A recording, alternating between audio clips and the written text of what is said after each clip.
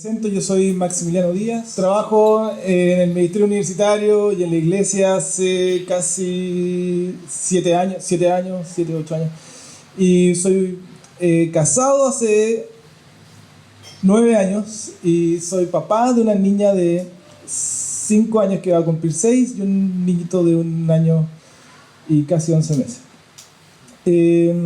La ponencia la he denominado De la vanidad al temor, y es una reflexión en el libro de Eclesiastés.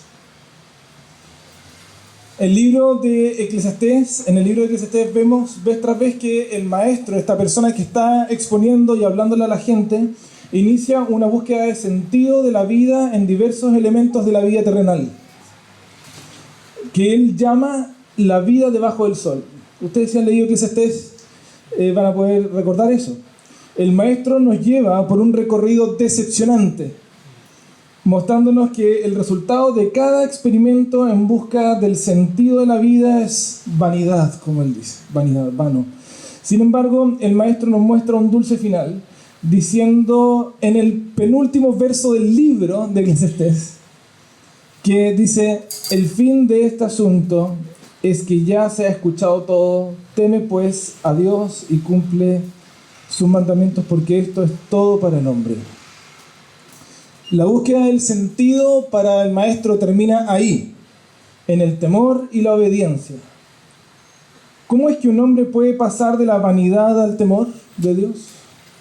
O más bien, ¿cómo el hombre puede pasar de la vida sin sentido a aquella con sentido? Y también deberíamos preguntarnos de qué manera se relaciona el temor de Dios con una vida con sentido, ¿cierto? La vanidad se puede entender como frustración, futilidad, irrealidad, vacío, vanagloria. Un autor decía que la vanidad era como aquello que queda después de que tú revientas una burbuja de jabón. En palabras simples, vanidad equivale a nada. En el libro de Eclesiastés esta palabra se repite alrededor de 30 veces. Ahí vemos la manera en que el concepto de vanidad está entretejido en cada argumento del autor y siendo utilizado como un paréntesis entre el verso 2 del capítulo 1 y el verso 8 del capítulo 12 del último capítulo. El maestro apunta a que cada búsqueda del sentido de la vida del hombre fuera del Dios creador es vanidad, es vapor, es aire, es nada. Pero ¿de dónde viene la vanidad del ser humano? La vanidad, como creemos los cristianos, proviene de la maldición divina, como juicio por el pecado de Adán a todo el ser humano. Esto es lo que cuenta Génesis 3, 17 al 19, en donde Dios condena a todo el género humano a un trabajo penoso, que no va a fructificar. Su rebelión contra Dios lo conduce a la vanidad. Esto es precisamente lo que vemos en las maldiciones por la desobediencia a la ley de Dios en Deuteronomio 28. Cito el verso 20, dice: el Señor enviará contra ti maldición, confusión y fracaso en toda la obra de tus manos, hasta que en un abrir y cerrar de ojos quedes arruinado y exterminado por tu mala conducta y por haberme abandonado. Cito también el verso 29-30, dice: fracasarás en todo lo que hagas. Día tras día serás oprimido, te robarán y no habrá nadie que te socorra. Estarás comprometido para casarte, pero otro tomará a tu prometida y la violará. Construirás una casa y no podrás habitarla. Plantarás una viña, pero no podrás gozar de sus frutos. Es precisamente la realidad que nos cuenta el autor de Eclesiastés, la vida rebelde en contra del Creador, que deja al hombre vacío y frustrado. En otras palabras, vanidad es idolatría. Jeremías nos narra que el pueblo de Israel en desobediencia le ha dado la espalda al Dios que los había rescatado y empezó a adorar a otros dioses. La consecuencia, como es de esperarse, es terrible. Cito Jeremías 2:5. Así dice el Señor: ¿qué injusticia vieron en mí sus antepasados que se alejaron tanto de mí? Se fueron tras lo que en nada vale y en nada se convirtieron. Entonces vemos uno tras uno los intentos del autor del libro por buscar su satisfacción en los ídolos. Buscan la sabiduría y su diagnóstico final es querer alcanzar el viento. Buscan el placer y termina diciendo que a la risa la considera una locura, y en cuanto a los placeres, ¿para qué sirven? Buscan las riquezas y la pida diciendo: vi que todo era absurdo, un correr tras el viento, y que ningún provecho se saca en esta vida. Busca también en el trabajo y en el descanso. El maestro en el libro dice, y aquí me permití una cita un poquito más grande, dice: aborrecí todo el fruto de mi trabajo con que me había afanado bajo el sol. También esto es vanidad. Por tanto, me desesperé en gran manera por todo el fruto de mi trabajo que lo había logrado con mucho afán bajo el sol. Cuando hay un hombre que ha trabajado con sabiduría, con conocimiento y con destreza, y da su hacienda al que no ha trabajado en ella, esto también es vanidad y un gran mal. Pues, ¿qué recibe el hombre de todo su trabajo y del esfuerzo de su corazón con que se afana debajo del sol? Porque durante todos sus días su tarea es dolorosa y penosa, ni aun de noche descansa su corazón. También esto es vanidad.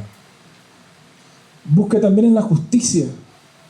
Y lamentablemente dice: me fijé en tanta opresión que hay en esta vida, vi llorar a los oprimidos y no había quien los consolara.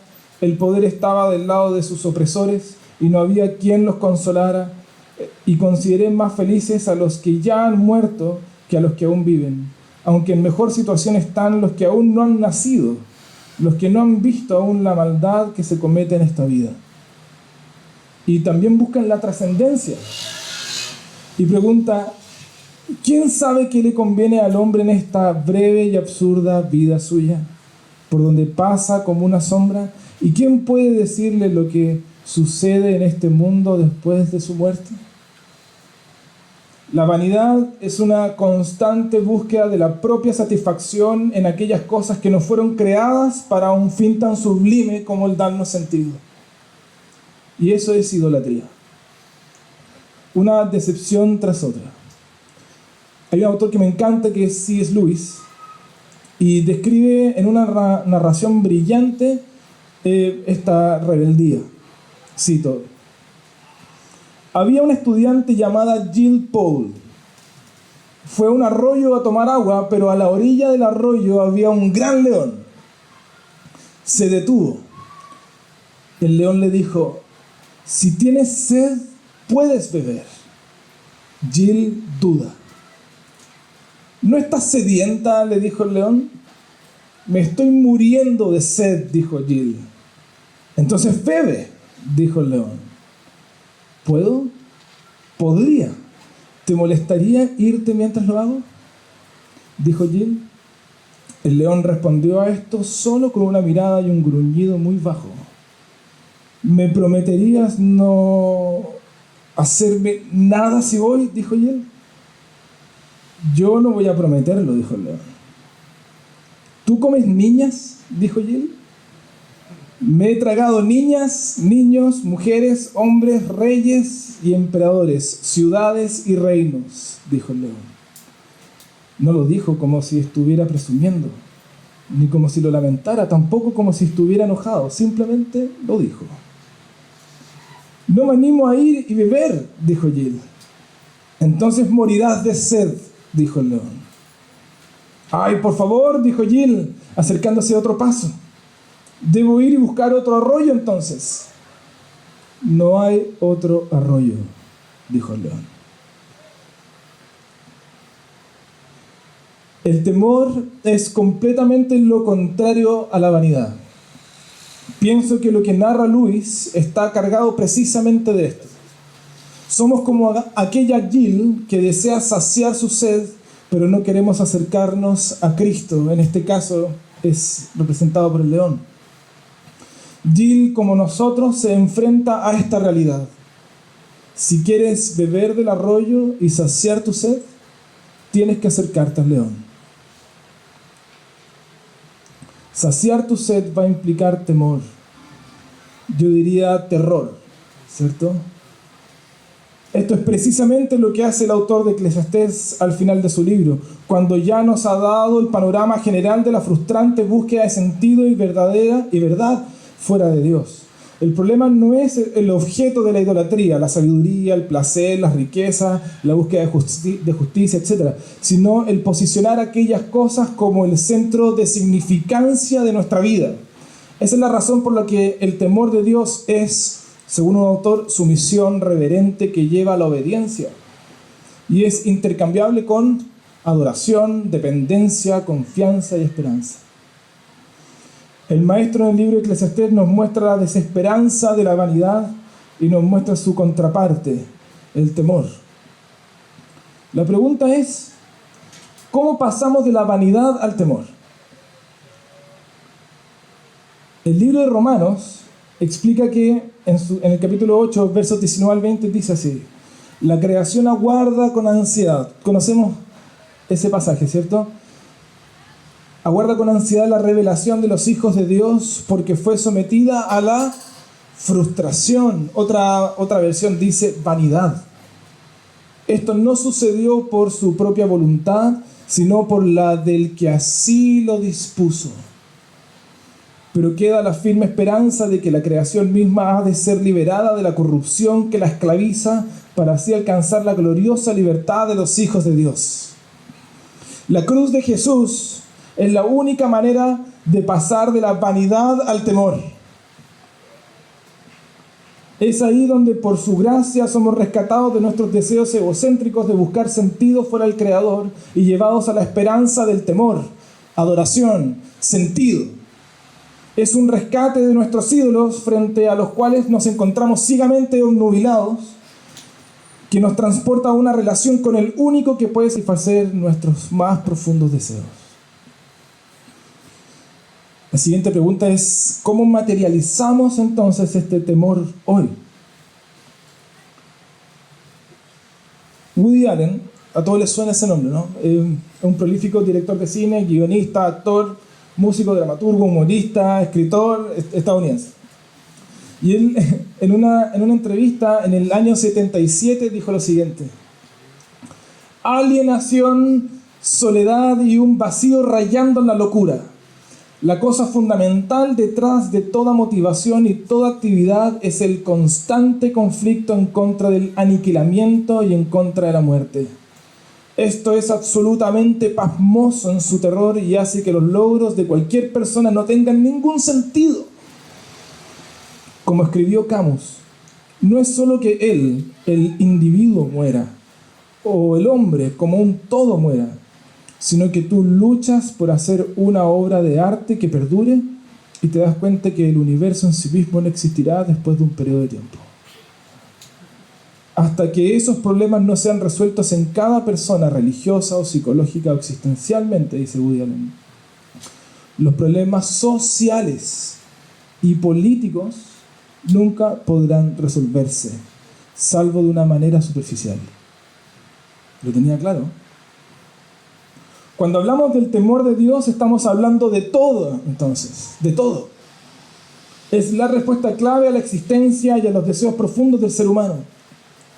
En primer lugar, creo que se materializa con una iglesia institucional, con una iglesia denominacional que prepara a los creyentes para el anuncio del Evangelio.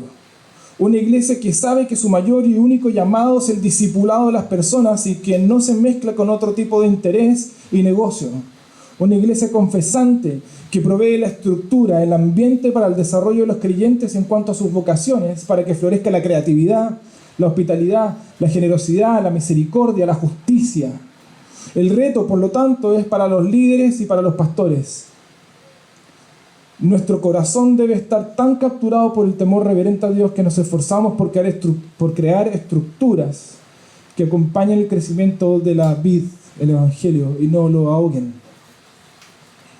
Y en segundo lugar, creo que se materializa como una iglesia orgánica, y aquí me refiero a la familia de Dios. Creyentes que han sido asombrados por la gracia de Dios, cuyos ídolos han sido despreciados hasta lo sumo por la majestad de Jesucristo.